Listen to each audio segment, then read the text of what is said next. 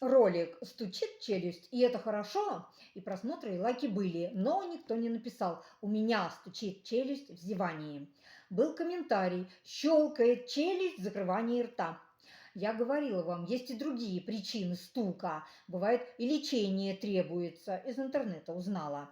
Я-то думала, стук бывает только в зевании. А может и при вашем стуке челюсть соскальзывает, сдвигается. По-хорошему бы врача заинтересовать. Чего там у меня с зеванием? Почему челюсть идет в сторону? Но пока интереса нет. В своем телеграм-канале я выложила ролик «Рот в улыбке и в хохоте». Может быть, и это поможет вам всем внимательно присмотреться к своей улыбке. А вдруг вы счастливчик? А сейчас мне остается мотивировать вас, показывая больное и здоровое положение головы, больной и здоровый угол наклона таза в моем телеграме. Ссылка в ютубе есть.